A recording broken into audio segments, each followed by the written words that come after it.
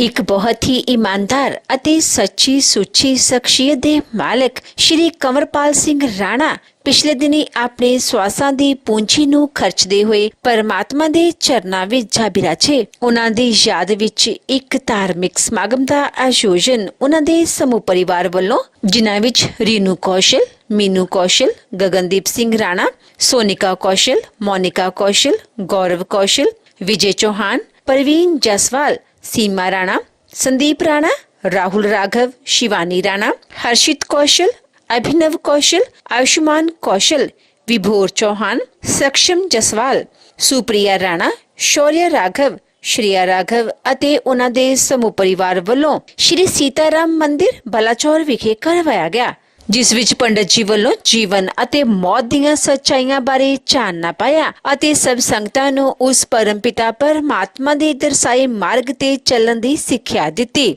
ਸ਼੍ਰੀ ਕੰਵਰਪਾਲ ਸਿੰਘ ਰਾਣਾ ਜੀ ਦਾ ਜਨਮ ਪਿਤਾ ਸ਼੍ਰੀ ਠਾਕੁਰ ਵਿਜੇ ਸਿੰਘ ਸੋਢੀ ਜੀ ਦੇ ਘਰ ਮਾਤਾ ਸ਼੍ਰੀਮਤੀ ਅਸ਼ਰਫੀ ਦੇਵੀ ਜੀ ਦੀ ਕੁੱਖੋਂ 8 ਜੁਲਾਈ 1940 ਨੂੰ ਬਲਾਚੌਰ ਵਿਖੇ ਹੋਇਆ।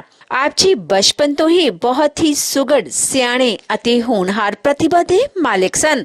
ਆਪ ਜੀ ਨੇ ਆਪਣੀ 10ਵੀਂ class BAV senior secondary school Balachaur ਤੋਂ ਕੀਤੀ। ਉਪਰੰਤ ਆਪ ਜੀ ਨੇ ਨਾਭਾ ਤੋਂ ਆਰਟ ਐਂਡ ਕਰਾਫਟ ਦਾ ਕੋਰਸ ਕੀਤਾ ਅਤੇ ਆਪ ਜੀ ਨੇ ਸਨ 1963 ਵਿੱਚ ਬਤੌਰ ਆਰਟ ਐਂਡ ਕਰਾਫਟ ਅਧਿਆਪਕ BAV ਸੀਨੀਅਰ ਸੈਕੰਡਰੀ ਸਕੂਲ ਵਿਖੇ ਆਪਣੀਆਂ ਸੇਵਾਵਾਂ ਸ਼ੁਰੂ ਕੀਤੀਆਂ। ਸ਼੍ਰੀ ਕੰਵਰਪਾਲ ਸਿੰਘ ਜੀ ਆਪਣੇ ਕੰਮ ਨੂੰ ਬਹੁਤ ਹੀ ਮਿਹਨਤ, ਲਗਨ ਅਤੇ ਇਮਾਨਦਾਰੀ ਨਾਲ ਕਰਿਆ ਕਰਦੇ ਸਨ ਅਤੇ ਆਪ ਜੀ ਨੇ ਲਗਾਤਾਰ 36 ਸਾਲ BAV ਸੀਨੀਅਰ ਸੈਕੰਡਰੀ ਸਕੂਲ ਵਿਖੇ ਬਤੌਰ ਅਧਿਆਪਕ ਸੇਵਾਵਾਂ ਨਿਭਾਈਆਂ। ਆਪ ਜੀ ਦੇ ਪਿਤਾ ਜੀ Thakur Vijay Singh Sodhi BAV senior secondary school ਦੇ ਪ੍ਰੈਜ਼ੀਡੈਂਟ ਸਨ ਅਤੇ ਆਪ ਜੀ ਵੀ 22 ਸਾਲ BAV ਸੀਨੀਅਰ ਸੈਕੰਡਰੀ ਸਕੂਲ ਦੇ ਸੈਕਟਰੀ ਰਹੇ। ਆਪ ਜੀ ਦਾ ਵਿਆਹ ਸਨ 1967 ਵਿੱਚ ਸ਼੍ਰੀਮਤੀ ਕਮਲਾ ਦੇਵੀ ਜੀ ਹੁਣਾਂ ਨਾਲ ਹੋਇਆ।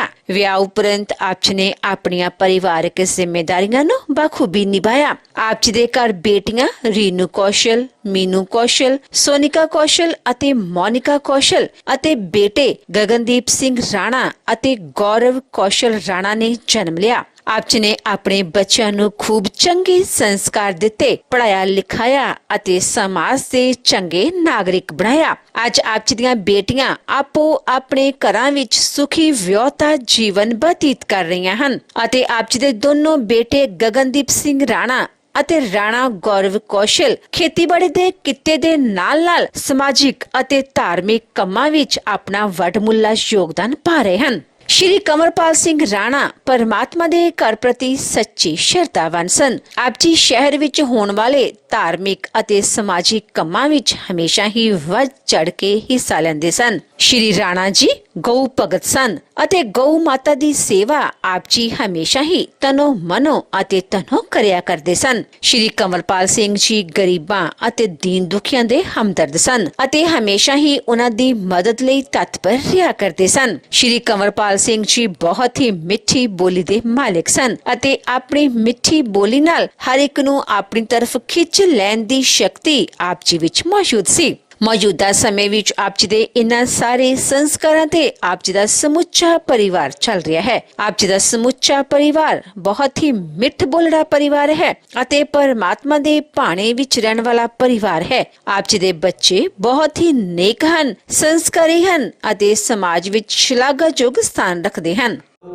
सीमा और शिवानी, पौत्र हर्षित, अभिनव, आयुष्मान, राणा जी के भतीजे श्री जसवीर कौशल जी, विनोद कौशल जी, पौत्र भवानी सिंह, समस्त कौशल परिवार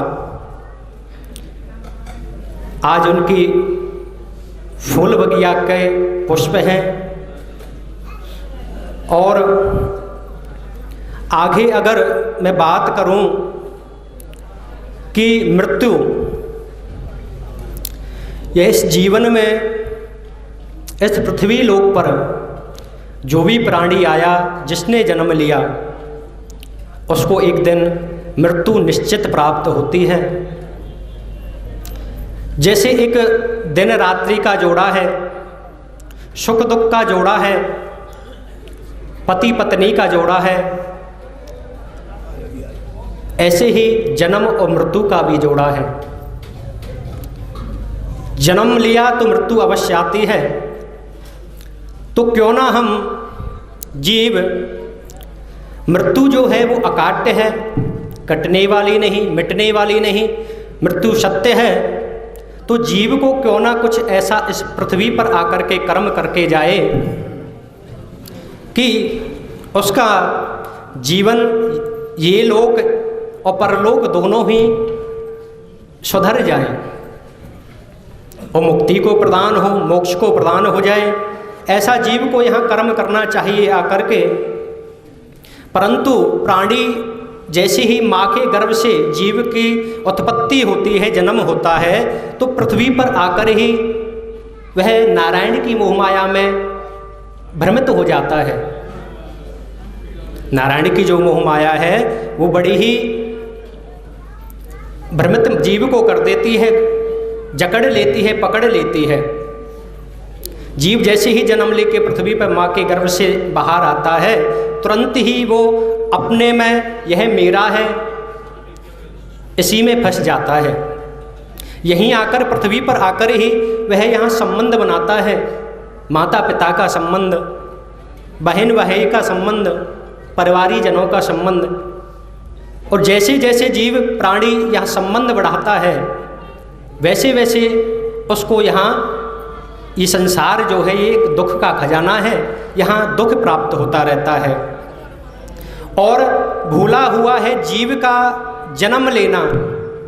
जीव किस लिए पृथ्वी पर आता है उसको वो भुला देता है। जीव का क्या कार्य है, क्या कृत्य ऐसा करे कि वह जीव इस लोक को सुधारे और परलोक को सुधार ले। जीव अपने कर्म को, कृत्य को भुला करके इस मोहमाया के चक्कर में पड़ जाता है। जबकि प्राणी को चाहिए कि यहाँ पृथ्वी लोक पर आकर के प्रभु की भक्ति करे, ईश्वर की भक्ति करे और धर्म का अनुसरण करे, शुभ कृत्य जीवन में करे, शुभ काम करे। परंतु यह सब भुला कर के जीव पाप कर्म में लिप्त हो जाता है, धर्म नहीं करता, धर्म से विमुख होता है। तो अधर्म जब जीव प्राणी से बनता है तो अधर्म से पाप होता है, और पाप जब होता है तो पाप से दुर्गति होती है, असदगति होती है, सदगति नहीं होती।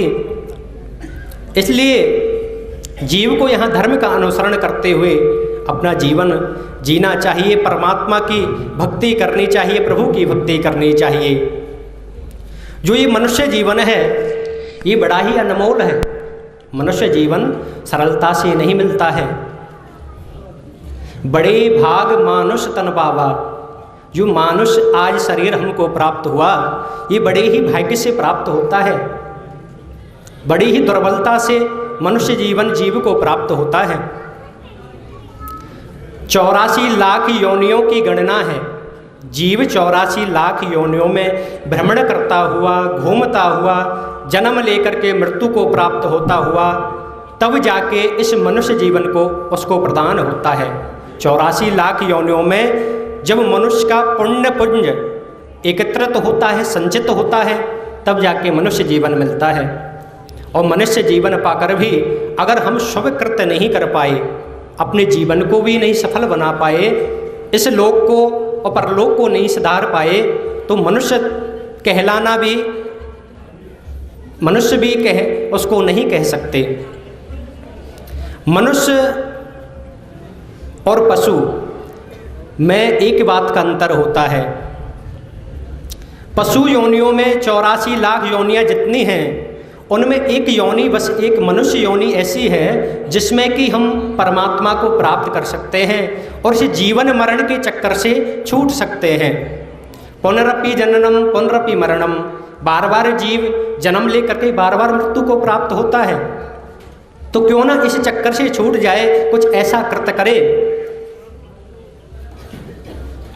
जीव को हर समय प्रभु का ध्यान करना चाहिए, शुभ कर्म करने चाहिए, धर्म का अनुसरण करना चाहिए। श्वास श्वास पे कृष्ण भज, वृथा श्वास जन खोए, ना जाने या श्वास को फिर आवन होय न होय। किसी ने बड़ा ही सुंदर भाव लिखा है कि श्वास श्वास पे कृष्ण भज, वृथा श्वास जन खोए, ना जाने या श्वास को फिर आवन होय न होय। प्राणी को हर पल हर क्षण प्रभु का ध्यान स्मरण करते रहना चाहिए, क्योंकि जो ये प्राणी की श्वासों की जो माला चल रही है ना, एक दिन कब रुक जाए कुछ नहीं पता। ये जो शरीर है ये हमारा अनित्य है, अस्थिर है, मिटने वाला है, नष्ट होने वाला है, क्षीण होने वाला है। जो सांसों की माला प्राणी को चली हुई है ये कब, ये इसकी मणिका कब रुक जाए, कब बीच में ये ठहर जाए कुछ नहीं पता। और ठहरने के बाद दोबारा श्वास का प्राप्त होना हम इसको कह नहीं सकते दोबारा हमको श्वास की प्राप्ति हो। इसलिए जीव को हर समय प्रभु का स्मरण करना चाहिए, भगवान का ध्यान करना चाहिए। और मनुष्य को प्रभु का भक्ति करते हुए, धर्म का अनुसरण करते हुए अपने जीवन को जीना चाहिए। ये जो मनुष्य है, जीव है, जब नारायण की माया इसको मोहित करती है तो वह भूल जाता है कि मुझे यहाँ आकर क्या कर्म करना चाहिए, पृथ्वी लोक पर आकर के जीव का क्या कर्म बनता है, क्या उसको कृत करना चाहिए, वह भूल बैठा है। वह 5 लुटेरे हैं, 5 लुटोरे से प्राणी हर समय लूटा जाता है। काम, क्रोध, मद, लोभ, मोह, इन 5 लुटेरों के द्वारा प्राणी हर समय लूटा जाता है। काम के वशीभूत हो जाता है, क्रोध के, लोभ के, मोह के और मोह के, अभिमान के वशीभूत रहता है। अभिमान के वशीभूत प्राणी फंसा हुआ है। जो ये अभिमान है, ये देह का जो हम अभिमान करते हैं ना, जो प्राणी अभिमान करके बैठा है, तो किस पे अभिमान करके बैठा है? जो ये देह, जो शरीर हमको प्राप्त हुआ, यह देह भी हमारा साथ नहीं देने वाली, यह भी अस्थिर है, एक दिन मिटने वाली है, नष्ट होने वाली है। तो जब ये देह हमारा साथ नहीं दे सकती, तो ये संपत्ति, धन आदि जिसका अभिमान देह, जिसके भ्रम में डूबा हुआ प्राणी है, तो ये कहाँ तक साथ देगा? जब इस शरीर ही साथ देने वाला नहीं, तो ये जो संपत्ति और जिसके भी भ्रम में हम डूबे हैं, तो ये तो हमारा बिल्कुल भी साथ देने वाले नहीं है। धनानि भूमो पशु पैसे गोष्ठे, नारी गृह द्वारे जना शमशाने, देहस्य चितायाम परलोक मार्गे, धर्मानुगच्छते जीवये। बड़ा ही सुंदर शास्त्रों में वर्णन है कि धनानि भूमो पशु पसे गोष्ठे, जो भी हमारा धन है, हमारा धन है, हमारा मकान है, हमारी भूमि है, जायदाद है, पशु है, जो भी संपत्ति इस प्राणी के पास है, वो जब प्राणी की मृत्यु होती है, जीव की मृत्यु होती है, तो वह घर तक ही उसका साथ दे पाते हैं। यह संपत्ति प्राणी के घर तक रहती है। उसके बाद जो हमारी घर की देवियाँ, स्त्रियाँ हैं, वो जीव को घर के दरवाजे पर छोड़ देती है, घर के दरवाजे से विदा करके वापस हो जाती है। देहस्य चितायाम परलोक मार्गे, धर्मानुगच्छते जीवे। जो परिवारी जन हैं, जो सुपुत्र, जो अपना पुत्र होता है, और जो परिवारी जन भाई बंधु हैं, वह शमशान में जाकर के जो सुपुत्र होता है, वो मुखाग्नि तक साथ देता है, अग्नि तक पुत्र का साथ होता है। उसके पश्चात परिवारी जन, जो भी भाई बंधु जो भी होते हैं, वह सब वहाँ से घर को वापस आ जाते हैं। तो आगे क्या चलता है जीव के साथ? प्राणी के साथ जाने वाला क्या है? प्राणी के साथ जाता है तो उसका जीवन का धर्म जाता है, जीवन का कर्म जाता है। जो उसने जीवन भर कर्म किया, वह उसका साथ जाने वाला होता है। वह शमशान से आगे जब वो जाता है जीव, अगर धर्मात्मा है, पुण्यात्मा जीव है, तो वह स्वर्ग लोक की प्राप्ति करता है, और जो पापी जीव है वह नरकों में जाता है, यमलोक को जाता है। तो दोनों ही प्रकार के जीव, या धर्मात्मा हो या पुण्यात्मा हो, जिस प्रकार का जो भी जीव है उसके साथ जाने वाला उसका धर्म होता है, उसका कर्म होता है। अन्यथा यहाँ से कुछ भी साथ जाने वाला नहीं। तो ये सब विचार करके, सोच करके प्राणी को चाहिए कि मन में धैर्य धारण करके प्रभु की भक्ति करे, धर्म का अनुसरण करे। और किसी ने लिखा कि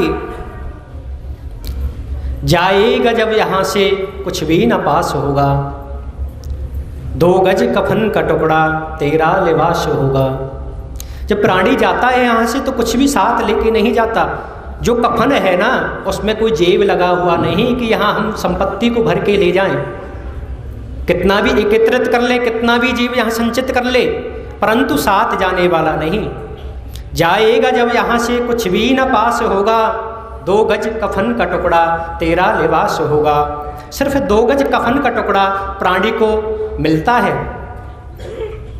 कांधे पर धर ले जाएं परिवार वाले तेरे, यमदूत ले पकड़ कर डोलेंगे घेरे घेरे। जो परिवारी जन है, जो सगे संबंधी हैं, बंधुजन है, सुपुत्र है, वह प्राणी को, जीव को कंधे पर रख कर के शमशान ले जाता है, शमशान पहुंचा देता है। और वहाँ यमदूत उस जीव को पकड़ करके घूमते रहते हैं, डोल घेरे घेरे जीव को घेर के रखते हैं। पीटेगा छाती अपनी परिवार उदास होगा, 2 गज कफन का टुकड़ा तेरा लिबास होगा। जो कुनबा होगा, जो अपना परिवार है, वो छाती को पीटता हुआ रह जाता है, रोता रुदन करता रह जाता है जब जीव यहाँ से जाता है। चुन चुन लकड़ियों में रख दे तेरी बदन को, आकर झट उठा ले मेहतर तेरे कफन को।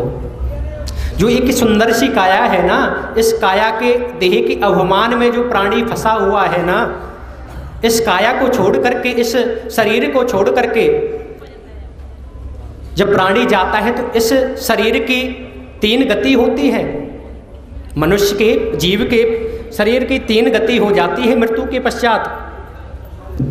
अगर कोई परिवारी जन है तो उसको, जो जीव की मृत्यु हुई, उसको शमशान ले जा करके जला देते हैं, जला करके भस्म कर देते हैं, राख बना देते हैं। दूसरी गति है, अगर परिवारी जन नहीं, कोई बंधु नहीं, तो उसको ऐसे ही फेंक दिया जाता है और उस पर कीड़े उत्पन्न हो जाते हैं, दुर्गंध युक्त हो जाता है। जो देह है ये बड़ा ही निंदनीय है। मृत्यु के पश्चात कोई स्पर्श करना भी इसको नहीं चाहता। जिसके इस देह अभिमान में जो प्राणी फंसा रहता है ना, तो प्यारे, ये देह का अभिमान छोड़ देना चाहिए। ये शरीर नित्य नहीं है, अस्थिर है, स्थिर नहीं। अगर कोई परिवारी नहीं तो इतनी दुर्गति इस शरीर की होती है, इसमें कीड़े उत्पन्न होते हैं और वो खा करके विष्टा करके फेंक देते हैं। दे देगा आग तो चुन चुन लकड़ियों में रख दे तेरे बदन को, आकर झट उठा ले मेहतर तेरे कफन को। जो शरीर है, सुंदर सी काया है जो प्राणी की, इसको परिवारी जन लकड़ियों को चुन कर उस पर रख देते हैं, लिटा देते हैं। और जो 2 गज कफन तुमको नसीब हुआ है घर से, उस 2 गज कफन को भी उस शमशान में आकर के मेहतर झट से उठा लेता है, उस कफन को भी साथ नहीं जाने देता।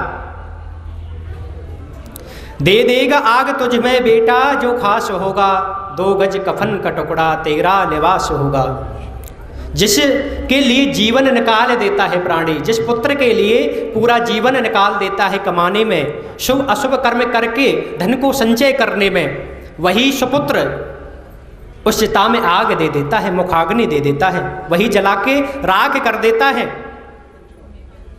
मिट्टी में मिले मिट्टी बाकी सब खाक होगी, सोने से तेरी काया जल कर के राख होगी। जो ये पंचभूत देह हमको प्रदान हुआ है ना, पंच तत्व से मिलकर के जो ये शरीर बना है, यह पंच तत्व में ही विलीन हो जाती है। मिट्टी मिट्टी में मिल जाएगी एक दिन, और बाकी सब जल करके राख हो जाता है। जो सोने सी काया, सुंदर सी काया है, ये जल करके भस्म हो जाती है। दुनिया को त्याग तेरा मरघट में वास होगा, 2 गज कफन का टुकड़ा तेरा लिबास होगा। इस संसार को त्याग करके, इस दुनिया को, इस परिवार को छोड़ करके जीव शमशान में वास कर लेता है। अंतिम समय में जाकर उसको शमशान का वास प्राप्त होता है, मरघट का वास प्राप्त होता है। हरि का नाम जपते भव सिंधु पार होते, माया मोह में फंसकर जीवन खोते अनमोल। जिसने भी हरि का नाम का सुमरण यहाँ किया है, उसी प्राणी का यह लोक परलोक सिधर गया। उसी की सदगति, उसको ही मुक्ति मिल पाती, उसको मोक्ष मिल पाता है। मुक्ति का क्या अर्थ है? मुक्ति क्या है? मुक्ति है कि इस जीवन में, इस पृथ्वी पर आवागमन के चक्कर से छूट जाए। जो जीव बार बार जन्म लेता है, बार बार जन्म लेकर आता है, बार बार मृत्यु को प्राप्त होता है, इसी चक्कर से छूटना मुक्ति है, मोक्ष है। जब जीव की मुक्ति हो जाती है तो उसको बार बार यहाँ पृथ्वी पर आना नहीं पड़ता, बार बार जन्म लेकर के मृत्यु को नहीं प्राप्त होना पड़ता। इसलिए कर्म अच्छा होगा प्राणी का तो उसको मुक्ति प्रदान हो जाएगी। कर्म अच्छा होगा तो धर्म होगा। जब प्राणी शुभ कर्म करेगा तो उससे धर्म होगा, धर्म से ज्ञान होगा, प्राणी के अंदर ज्ञान की प्राप्ति होगी। और ज्ञान जब आता है हृदय में तो भक्ति की प्राप्ति होती है, तब जाके भक्ति उत्पन्न होती है प्राणी के हृदय में। और भक्ति से ही प्रभु की प्राप्ति होती है, भक्ति से ही मोक्ष की प्राप्ति होती है। जाएगा जब यहाँ से कुछ भी न पास होगा, 2 गज कफन का टुकड़ा तेरा लिबास होगा। तो इसलिए प्राणी को यह सब मोहमाया के जाल में ना फंस करके प्रभु की भक्ति अवश्य करनी चाहिए, सत्संग करना चाहिए। हमारे शास्त्रों में बताया है, श्री गरुड़ पुराण जी में बताया है कि जो ये मोहमाया है ना, इससे व्यक्ति, इससे जीव छूटना बड़ा ही मुश्किल है, नहीं छट पाता है। परंतु इसका उपाय एक ही है, जो प्राणी मन से विरक्त हो जाए, इस संसार में रहकर भी मन से विरक्त हो, मन से जो छूट गया इस संसार से, वही भगवान को प्राप्त कर सकता है। तो प्रभु की भक्ति, जिस भी प्राणी के हृदय में प्रभु की भक्ति होगी, ज्ञान होगा, वही धर्म कर पाएगा, वो धर्म से ही मोक्ष की प्राप्ति होगी। तो जीव को यहाँ आकर के कुछ ऐसा कर्म करके जाना चाहिए। जब माँ के गर्भ से बच्चा उत्पन्न होता है, जीव उत्पन्न होता है, उसका जन्म होता है, तो वहाँ इस संसार में आकर के वो रोदन करने लगता है, रोने लगता है। परंतु जीव को कुछ ऐसा, और जब वह रोदन करता है, वह बच्चा रोता है, तो परिवारी जन बड़े खुश होते हैं, प्रसन्न होते हैं, हंसने लगते हैं कि हमारे घर में बच्चा उत्पन्न हुआ है, बेटा हुआ है, सुपुत्र हुआ है। परंतु जब जीव यहाँ से जाता है तो सारा परिवार रोता है। तो प्राणी को कुछ ऐसा कर्म करे कि जाते समय सभी प्रसन्न हों। जब इस पृथ्वी पर आए हैं तो ऐसा कर्म करें समाज के लिए, अपने देश के लिए, अपने धर्म के लिए। कुछ ऐसा कर्म करें कि जाते समय भी सभी याद करें। जीव की शरीर से मृत्यु होती है, आत्मा अजर है और अमर है। आत्मा तो अजर रहती है, अमर रहती है, इस जीव की ही मृत्यु है। इस जीव को, इस चोला को ही जीव त्यागता है, प्रत्याग करता है, और इसको त्याग करके आत्मा दूसरा शरीर में प्रवेश कर जाती है। तो कुछ ऐसा कर्म करे प्राणी कि उसका नाम जीवन भर यहाँ अमर हो जाए, अमर रहे। ऐसा कर्म करके, ऐसा कृत करके अपना जीवन, जीव को, प्राणी को निकालना चाहिए। अगर आज के समय में किसी से कहा जाए कि भक्ति करो, प्रभु की भक्ति करो, तो वो कहते हैं कि अभी तो बचपन है या अभी जवानी है, जब वृद्धावस्था आएगी, बुढ़ापा आएगा तो हम प्रभु की भक्ति करेंगे। परंतु यह हम भूले हुए हैं प्यारे कि जो जीव की आयु है, प्राणी की जो आयु है, वो हमारी शास्त्रों में कलयुग के अंदर 100 वर्ष बताई है, 100 वर्ष की जीव की आयु बताई है, परंतु उसमें भी हम विश्वास नहीं कर सकते। फिर भी शास्त्रों की जो वाणी है वो सत्य है, वो असत्य है, उसको झुटला नहीं सकते। 100 वर्ष भी हम मान लें जीव की आयु, तो उसमें 50 वर्ष तो हम आलस्य में सोने में निकाल देते हैं, शेष बचा 50 वर्ष। और 50 वर्ष में अवशिष्ट जो समय है वो बालापन में निकल जाता है, बचपन में निकल जाता है। उसके बाद ग्रस्त जीवन में प्राणी फंस जाता है और अचानक से वृद्धावस्था आ जाती है। पता भी नहीं चलता कब प्राणी को वृद्धावस्था आ गई, बुढ़ापा आ गया। और बुढ़ापे में जाकर के प्राणी की जो सभी इंद्रियां हैं वो शिथिल हो जाती है, काम करना छोड़ देती हैं। कानों से सुनना कम हो जाता है, आंखों से देखना कम हो जाता है। तो क्या प्रभु की भक्ति कर पाएगा प्राणी बुढ़ापे में जाकर के? प्रभु की भक्ति के लिए वृद्धावस्था का समय जीव को नहीं देखना चाहिए। और सबसे बड़ी विडंबना एक है कि अगर किसी को भक्ति के लिए उत्साहित किया जाए, कहा जाए, तो कहता है कि अभी हमारे कुछ काम बाकी हैं, कुछ काम हमारी अभी रह गए हैं, कुछ कार्य मैंने अपने जीवन के कर चुका हूँ, परंतु कुछ कार्य अभी मेरे शेष हैं। मेरे पुत्र की शादी हो गई, आगे बच्चे हो जाएं, बच्चों की शादी हो जाए, परंतु ये नहीं पता हमको कि प्राणी की इच्छाएं कभी पूरी नहीं होती।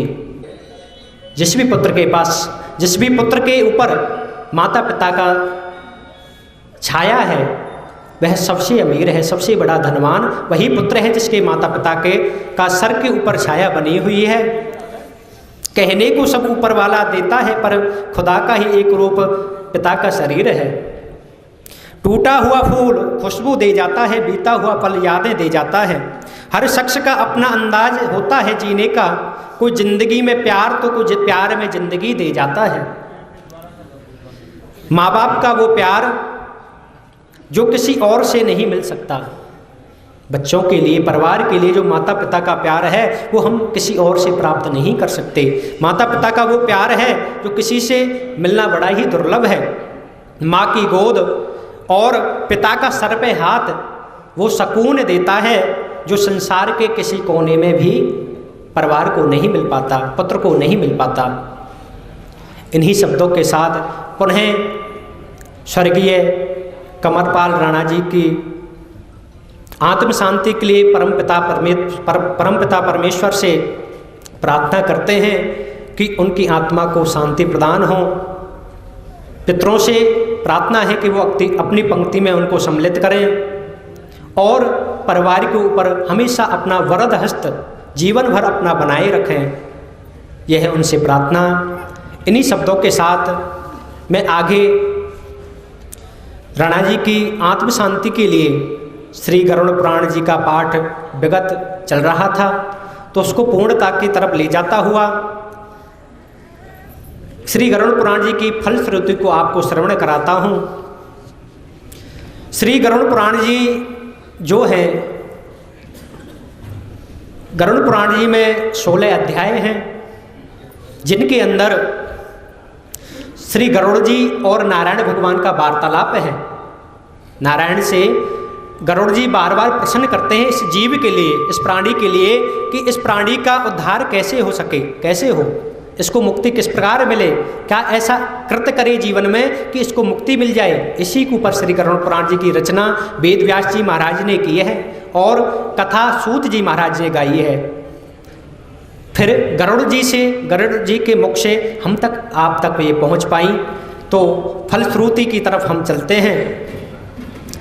तो श्री भगवान नारायण बोले कि हे गरुड़, मैंने सब और दैहिक क्रिया की कथा कही, जो 10 दिन के अंदर सुनते हैं वे सब पापों से मुक्त हो जाते हैं।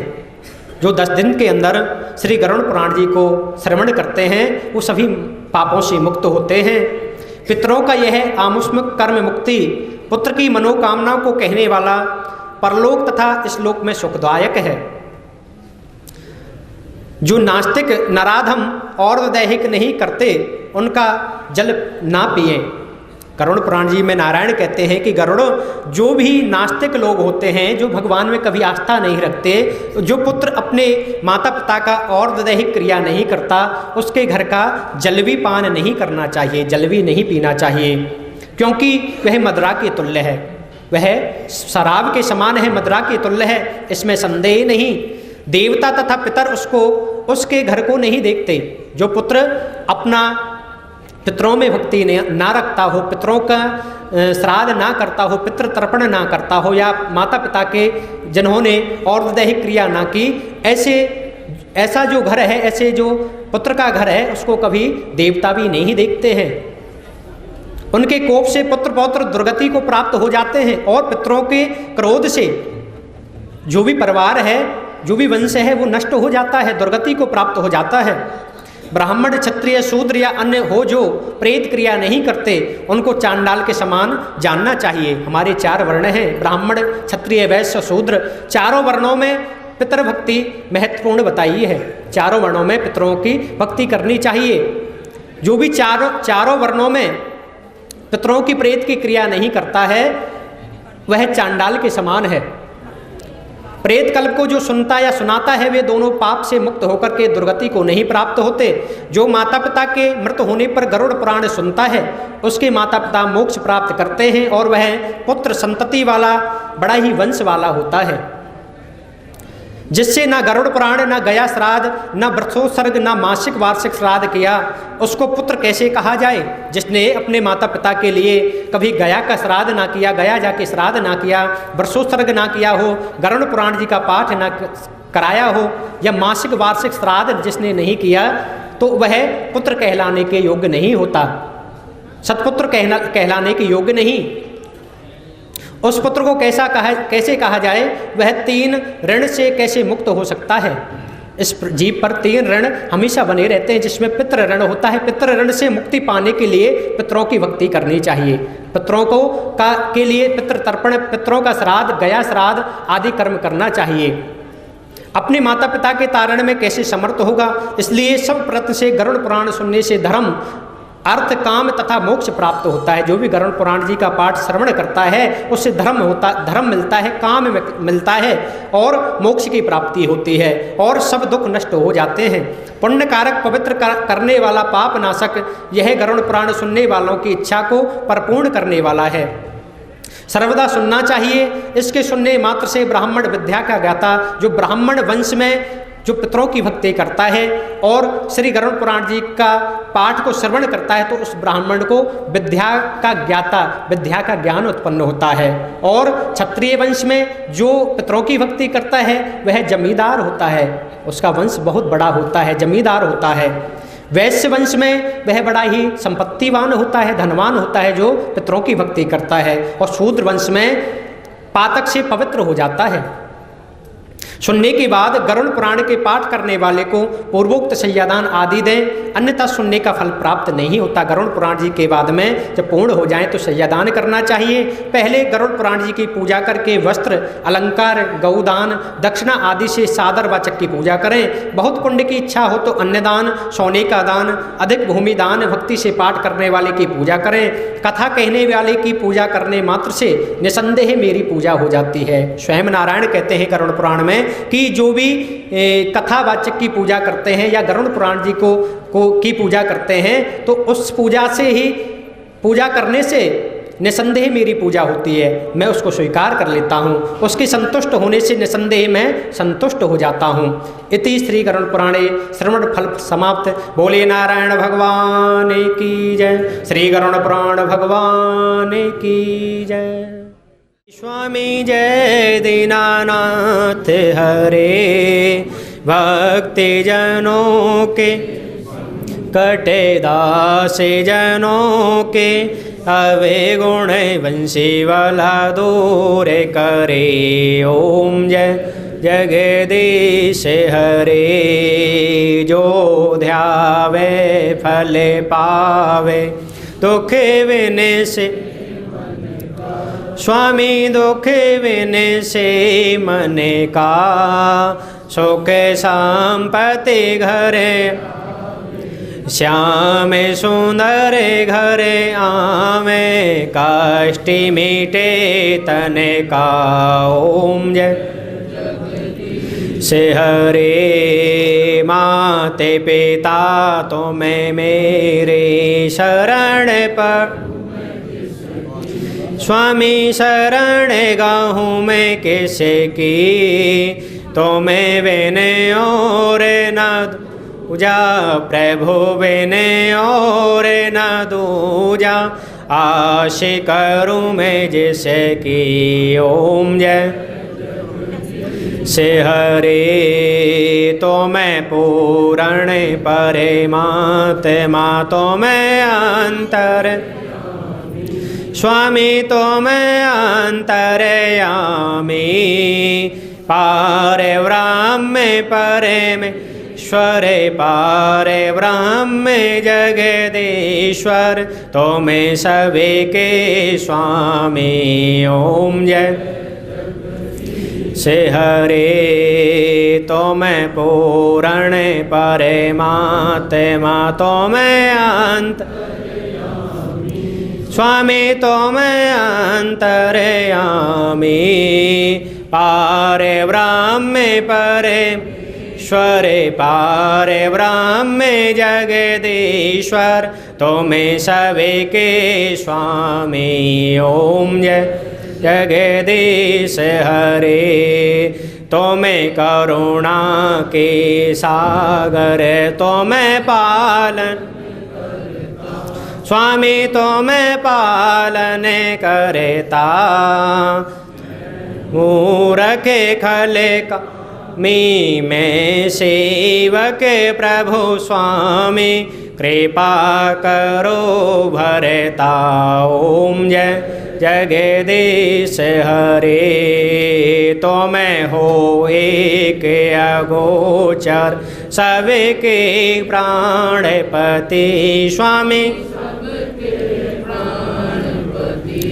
ही कैसे विधे मिलूं दया मैं कैसे विधे मिलूं कृपा में तुम्हें को मैं कोमति। ओम जय जगदीश हरे दीन बंधु दुख हरता ठाकुर तुम्हें मेरे।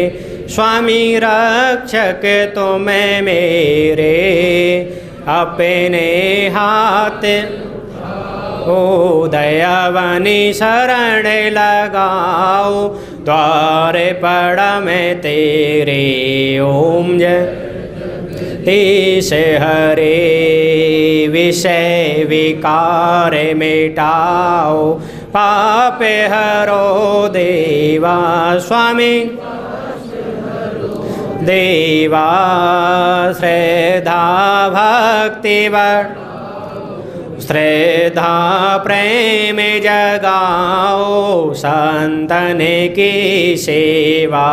ओम जय से हरे तन मन धन सब है तेरा प्रभु सब कुछ है तेरा तुझे को अर्पण। प्रभु जी का प्रभु को समर्पण क्या लागे मेरा। ओम जय रे श्याम सुंदर जी की आरती जो कोई जने गावे। स्वामी प्रेम सहित गावे कहते शिवानंद स्वामी मन भजते हरि हर। स्वामी मन वांछित फल पावे। ओम जय जगदीश हरे जय जगदीश हरे। स्वामी जय जय दीनानाथ भगवान जय जय राधे श्याम हरे। भगवान जय जय सीताराम में हरे। भगवान जय जय भोलेनाथ हरे। भक्ति जनों के संकट दास जनों के अवे गुण वंशी वाला दूर करे। ओम जय जगदीश हरे। त्वमेव माता च पिता त्वमेव बन्धो त्वमेव विद्या च धर्मं त्वमेव सर्वं मम देव देवः त्वमेव सर्वं मम देव देवः। बोले नारायण भगवान की जय, श्री करुण प्राण भगवान की जय। सभी विराजमान हो जाएंगे। आप सब नूं पता है शहर च एरिए च कोई धार्मिक कोई समाजिक ਇੱਥੇ तक कि कोई राजनीतिक प्रोग्राम भी हुंदा सी, उन्हां दी वध चढ़ के शमूलीयत दसदी सी कि परिवार दे नाल नाल समाज नूं उन्हां दे तुर जाण नाल किन्ना घाटा पिया ये असीं खुद समझ सकते हैं। अज साडे जदों बजुर्गां च बैठदे हैं ये आम चर्चा हुंदी है कि परिवार दे नाल किन्ने क लोग जुड़े हुए है। इस गल का अंदाज़ा इस गल तो पता लगता है कि अज किन्नी भारी बड़ी संख्या च उन्होंने श्रद्धांजलि देने के लिए बड़ी बड़ी दूर तो लोग इस परिवार के नाल दुख साझा करने लिए पहुँचे है। सारिਆਂ ਦਾ परिवार के इस दुख च शरीक होने लिए मैं अपने वालों ते परिवार वालों सारिਆਂ ਦਾ धन्नवादी है। साडे कोल शहर दियां समूह समाजिक धार्मिक के ते राजनीतिक संस्थावां दे मैंबर ते पदाधिकारी पहुँचे आ, उन्हां दा भी इत्थे पहुँचण ते मैं धन्नवाद करदा। समा अगे बहुत हो गया, साडे कोल दुख साझा करन वालियां दी बहुत लंबी लिस्ट है। नगर कौंसल दे समूह MC साहबान सारे जिन्ने भी समाजिक राजनीतिक जथेबंदियां दे आगू सी भी साडे नाल इस परिवार दे नाल दुख साझा करन आए है। बहुता समा बैठना भी मुश्किल है।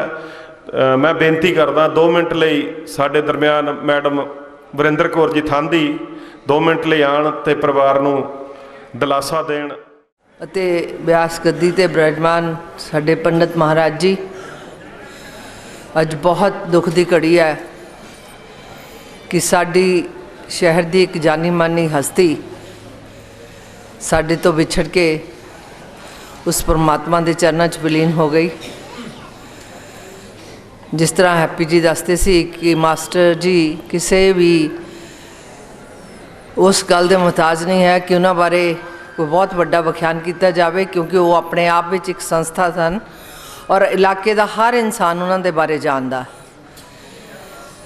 क्योंकि एक इंसान जन्म लैंदा, माँ बाप तो बाद एक टीचर उहदा गुरु इस तरह का हुंदा कि जिंदगी दियां जिन्नियां उचाइयां ते असीं जाने आ, उस उचाइयां दे विच उस गुरु दी उस टीचर दी जिहड़ी दित्ती सिक्ख्या हुंदी है उसका बहुत बड़ा रोल है। इसी तरह साडे मास्टर कमरपाल जी जिन्हां ने बहुत बच्चे भी जिन्होंने सिक्ख्या दित्ती, उस तो इलावा समाज दे विच बहुत वधिया उन्हां दा रुतबा सी। लोगां दे विच विचरना, हर धार्मिक काम दे विच, समाजिक काम दे विच, राजनीतिक काम दे विच मोहरी हुंदे सन। लेकिन उस परमात्मा का एक नियम है कि इंसान परमात्मा कोलों जिन्नी सवासां दी पूंजी लैके आंदा, जदों उस सवासां दी पूंजी पूरी हो जाती है तो सानू वापस उस परमात्मा के चरणों च जाना पैंदा। इसे हुक्म के अनुसार पिछले दिन ही सानू विछोड़ा दे गए। ये विछोड़ा जिथे परिवार लिए बहुत वड्डी घाट है, बच्चों लिए बहुत वड्डी घाट है, उन्ना ही इस शहर नूं, इस समाज नूं और हर वो व्यक्ति नूं जिन्हें इन्हां कोलों पढ़ के किसी रुतबे ते पहुँचे हैं। इस घाटे नूं तां पूरा नहीं किया जा सकता, लेकिन उन्हां दियां दित्तियां होईयां सिक्ख्यावां दे उत्ते चल के उन्हां दी हाज़री हर वेले असी अपने विच जारी रख सकते हैं। परमात्मा अगे यही अरदास करते हैं कि परमात्मा अगर उस इंसान तो दुनिया च विचरते हुए कदी कोई गलती ना भुल हो गई होवे तां वो सारियां गलतियां नूं माफ़ करके उन्होंने अपने चरणों च निवास देन।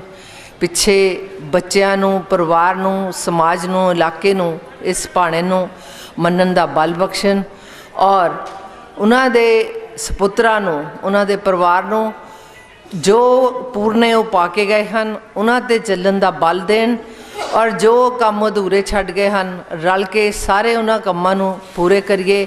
ਇਹੀ ਇੱਕ ਸੱਚੀ ਸ਼ਰਧਾਂਜਲੀ ਹੋਵੇਗੀ ਉਹਨਾਂ ਦੇ ਹਿੱਤ ਵਿੱਚ। ਔਰ ਮੈਂ ਉਸ ਪਰਮਾਤਮਾ ਦੇ ਅੱਗੇ ਅਰਦਾਸ ਕਰਦੀ ਹਾਂ ਕਿ ਪਰਮਾਤਮਾ ਉਹਨਾਂ ਨੂੰ ਚਰਨਾਂ 'ਚ ਨਿਵਾਸ ਦੇਵੇ, ਔਰ ਆਪਣੀ ਪਾਰਟੀ ਭਾਰਤੀ ਜਨਤਾ ਪਾਰਟੀ ਵੱਲੋਂ ਦੁੱਖ ਦਾ ਇਜ਼ਹਾਰ ਕਰਦੀ ਹੋਈ ਉਹਨਾਂ ਦੇ ਚਰਨਾਂ 'ਚ ਸ਼ਰਧਾ ਦੇ ਫੁੱਲ ਭੇਂਟ ਕਰਦੀ ਹਾਂ। ਅੰਤ ਵਿੱਚ ਇਹੀ ਅਰਦਾਸ ਕਰਦੀ ਹਾਂ ਕਿ ਪਰਮਾਤਮਾ ਉਹਨਾਂ ਨੂੰ ਆਪਣੇ ਚਰਨਾਂ 'ਚ ਨਿਵਾਸ ਦੇਵੇ। शोक सभा में उपस्थित भाई और बहनों,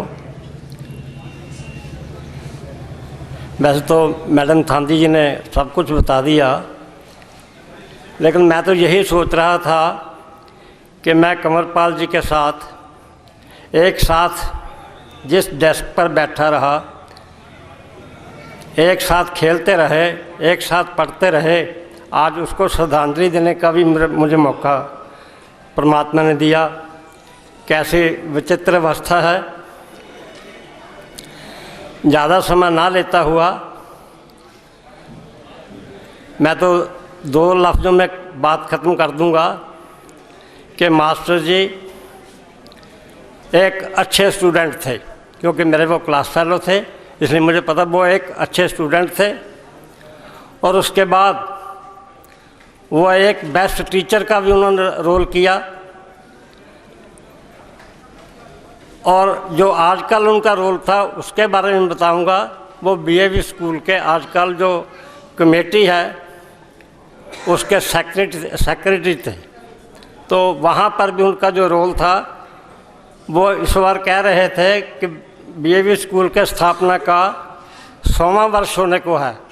उनमें इतना उत्साह था, वो हमारी मीटिंग हुई तो वहाँ कह रहे थे इसमें ये भी करो, इसमें ये भी करो।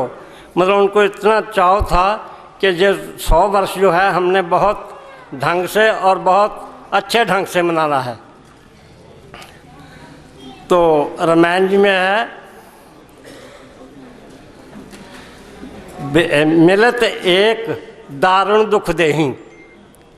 कई लोग ऐसे होते हैं, मिलत एक दारुण दुख देही, बिछड़त एक प्राण हर लेही। यही मैं कहूँगा कि उनके बिछड़ने से हमें तो ऐसा लग रहा है कि जैसे हमारे प्राण हर ले गए हैं।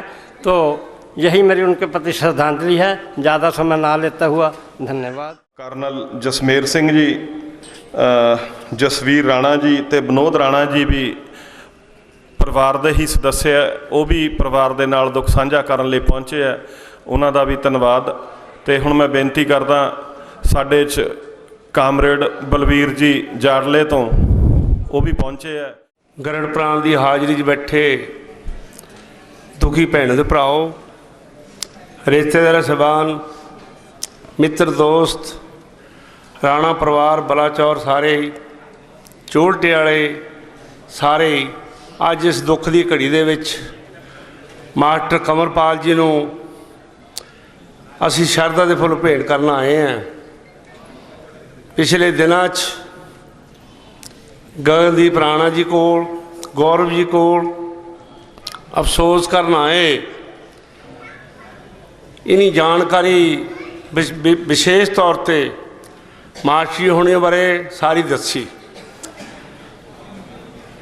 ਸਾਡੇ ਨਾਲ ਰਾਣਾ ਨਰਜੀਤ ਸਿੰਘ ਜਿਹੜੇ ਗਗਨਦੀਪ ਜੀ ਦੇ ਸਾਡੂ ਆ, ਉਹ ਵੀ ਬੈਠੇ ਆ।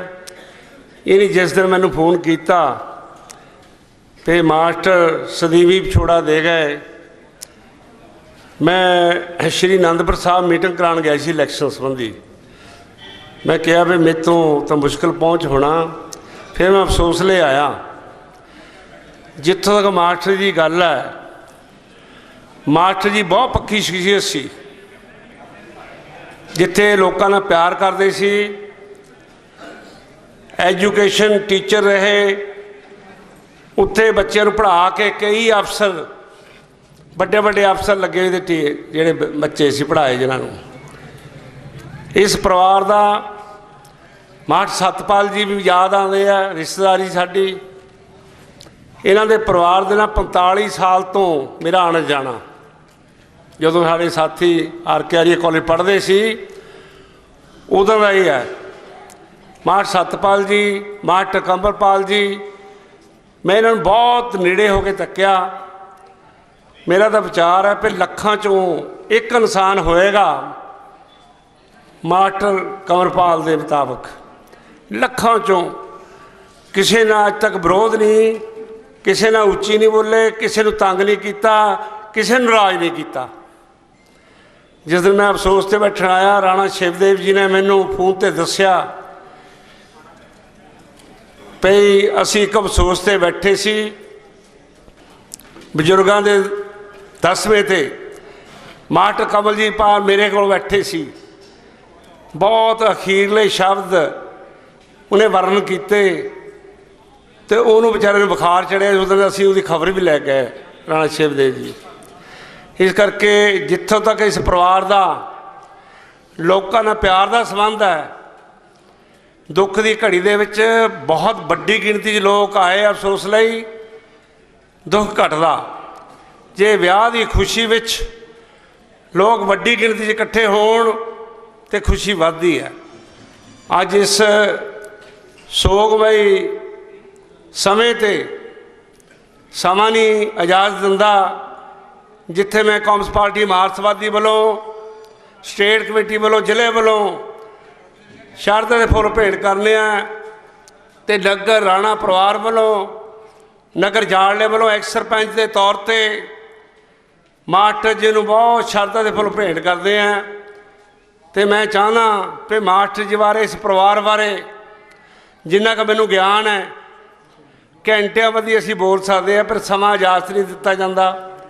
इस करके मैं अपनी कांग्रेस पार्टी मार्क्सवादी भी जिले वालों, चंडीगढ़ पंजाब वालों मास्टर जी शरदा दे फुल भेंट करते हैं। अज सानूं मास्टर सतपाल जी भी याद आ रहे हैं, तो मास्टर कंवरपाल जी नूं असीं शरदा दे फुल भेंट करते हुए मैं आग्या चाहना कि इस परिवार दे नाल, गगन जी नाल, गौरव जी नाल विशेष तौर पर असीं हर टाइम जदों भी आवाज़ मारनगे दुख सुख दे विच हमेशा ही नाल खड़े होवांगे। ये मैं शब्द कहना होया शरदा दे फुल भेंट करदा।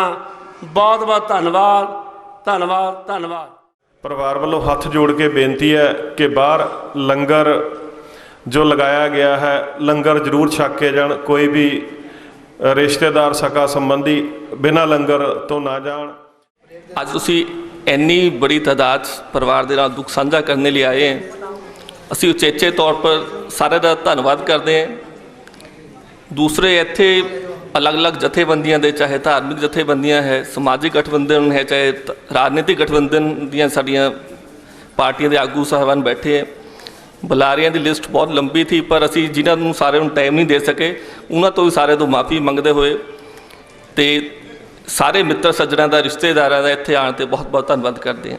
ਪਰਿਵਾਰ ਵੱਲੋਂ ਕੁਝ ਧਾਰਮਿਕ ਸੰਸਥਾਵਾਂ ਲਈ ਇੱਕ ਮਾਸਟਰ ਜੀ ਦੇ ਨਿਮਿਤ, ਜਿੱਦਾਂ ਕਿ ਉਹ ਸਭ ਜਾਣਦੇ ਕਿ ਬਹੁਤ ਧਾਰਮਿਕ ਖਿਆਲਾਂ ਵਾਲੇ ਥੇ ਮਾਸਟਰ ਜੀ। ਕੋਈ ਵੀ ਧਾਰਮਿਕ ਪ੍ਰੋਗਰਾਮ ਹੁੰਦਾ ਸਭ ਤੋਂ ਪਹਿਲਾਂ ਪਹੁੰਚ ਜਾਂਦੇ थे और जब तक ख़त्म नहीं ਹੁੰਦਾ था ਉਹ ਲਾਸਟ ਟਾਈਮ ਤੱਕ ਆਪਣੀ ਹਾਜ਼ਰੀ ਲਗਾਉਂਦੇ थे। ਉਹਨਾਂ ਦੀ ਆਤਮਾ ਦੇ ਨਿਮਿਤ ਸ਼ਾਂਤੀ ਲਈ ਪਰਿਵਾਰ ਵੱਲੋਂ ਕੁਝ ਦਾਨ ਰਾਸ਼ੀ ਦਿੱਤੀ ਗਈ ਹੈ। ਬਾਬਾ ਬਰਲਾਜ ਮੰਦਰ ਲਈ ਜੀ, सिद्ध बाबा बालकनाथ मंदिर, सीताराम मंदिर, ब्रह्मचारी मंदिर, स्त्री सत्संग सभा मंदिर स्त्रियों का, श्री आनंदपुर सत्संग आश्रम, राम मंदिर, श्री शीला बाई जी का मंदिर, श्री दुर्गा भवानी मंदिर और शिव मंदिर बीड़ियाँ वाले। इन्हों के जोड़े कोई इत्थे बैठे हो तो जाते लिमिट तो जरूर ले लैन। तो मैं हूँ टाइम बहुत हो चुका, थोड़ा सारे का धन्यवाद करते हुए पंडित जी को कहूँगा कि अपनी रस्म पगड़ी की क्रिया शुरू कर दें। ਜਦੋਂ ਕੋਈ ਰਾਮਲੀਲਾ ਦਾ ਪ੍ਰੋਗਰਾਮ ਹੋਵੇ, ਚਾਹੇ ਕੋਈ ਜਾਗਰਣ ਦਾ ਪ੍ਰੋਗਰਾਮ ਹੋਵੇ, ਮਾਸਟਰ ਜੀ ਦੀ ਹਾਜ਼ਰੀ ਜ਼ਰੂਰ ਦੇਖਣ ਨੂੰ ਮਿਲਦੀ ਸੀ। ਇੱਕ ਵਾਰੀ ਫਿਰ ਦੁਆ ਕਰਦੇ ਆ ਪਰਮਾਤਮਾ ਕਿ हे ਪਰਮਾਤਮਾ ਪਿਛਲੀ ਰੂਹ ਨੂੰ ਆਪਣੇ ਚਰਨਾਂ 'ਚ ਵਾਸ ਦੇਈ, ਪਰਿਵਾਰ ਨੂੰ ਭਾਣਾ ਮੰਨਣ ਦਾ ਬਲ ਬਖਸ਼ੀ ਤੇ ਜਿਹਨੂੰ ਜਿੱਦਾਂ ਦੀ ਵੀ ਲੌਸ ਹੋਇਆ, ਲੌਸ ਲੱਗਦਾ ਹੈ, ਉਹਨਾਂ ਨੂੰ ਉਹ ਲੌਸ ਦੀ ਭਰਪਾਈ ਕਰਨ ਦਾ ਬਲ ਬਖਸ਼ੇ। ਜੈ ਸ਼੍ਰੀ ਰਾਮ, ਜੈ ਸ਼੍ਰੀ ਰਾਮ, ਜੈ ਸ਼੍ਰੀ ਰਾਮ।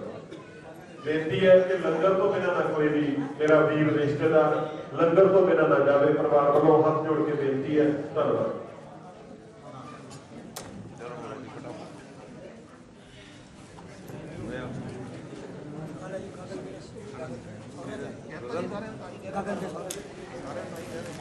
तो हमारी सभी से विनती है कि भोजन करके जाएं, लंगर खा के जाएं, जिसको चाय पीनी है चाय पी के जाएं।